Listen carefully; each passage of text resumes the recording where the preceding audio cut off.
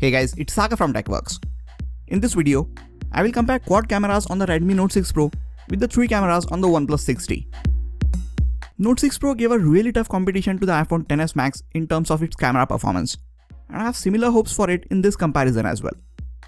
Although we are putting these devices against each other, keep in mind that the Redmi Note 6 Pro comes at Rs 14,000, which means it costs almost one-third the amount of OnePlus 6T. So it will be really interesting to see if the cameras on the 6T can hold up their price. Now before we get started, make sure to hit the subscribe button so you don't miss out on any of the amazing videos coming up on this channel. We have a lot of image and video samples to go through, so instead of walking you through all the camera specs, here's a quick slide showing you all the relevant camera specifications. You can pause the video here and go through them if you like. If you want to get a better look at their camera interface, I suggest you guys check out my dedicated camera reviews of both these phones. I will leave card to those videos on the top right corner of the screen and also link them in the description section. With that out of the way, let us now jump right to the image and video samples from both these phones. Both the phones have good primary sensors, so they capture a lot of information in bright daylight conditions. There is a slight difference in the way both these phones capture and represent colors. Images from Note 6 Pro are almost always a bit brighter.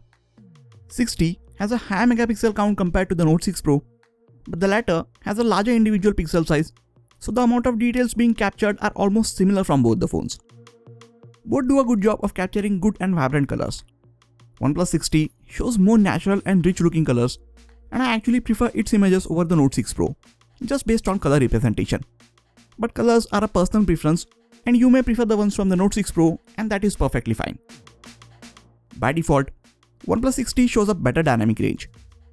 If you leave both the phones on auto HDR mode, 6T switches to the HDR mode in more shots compared to the Note 6 Pro.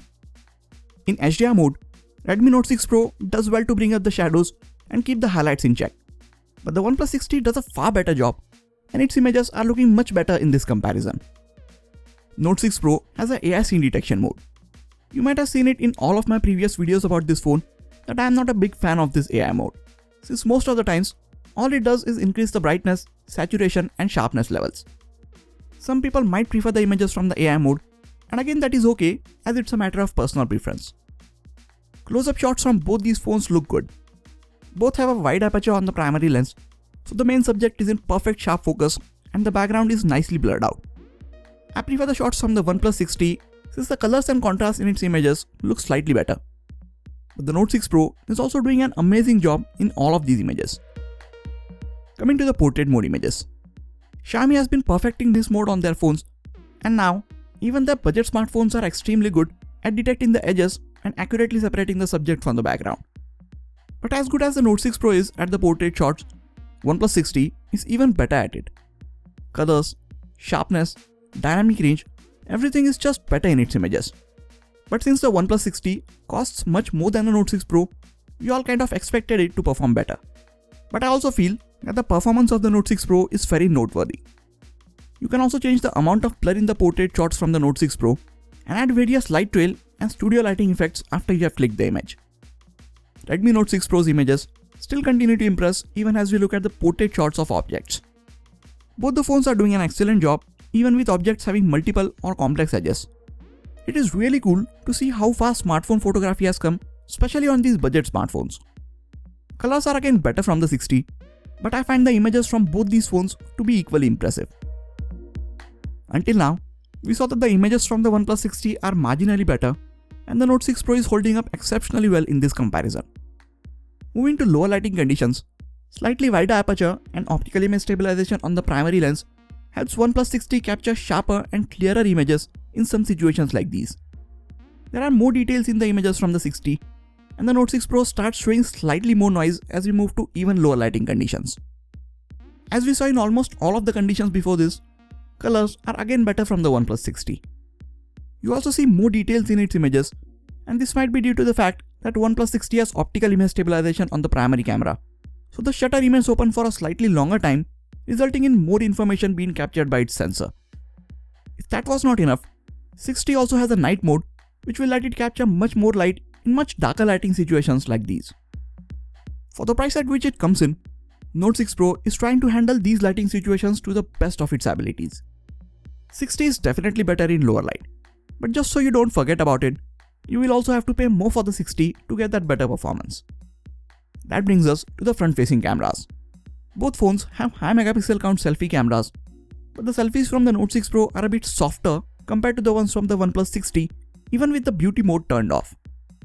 There is a bit of sharpness added in the selfies of the 60, and in my opinion, it doesn't look very natural. Note 6 Pro comes with a secondary camera at the front to help it with portrait selfies. Both phones are good at detecting the edges and separating the subject from the background. But I think the Note 6 Pro is doing a better job with portrait selfies in almost all lighting conditions. Here's a video from the front-facing camera of the Redmi Note 6 Pro and the OnePlus 60. You can see how both these phones are handling the overall exposure, colors in the background, and the stabilization when I'm walking around with these phones.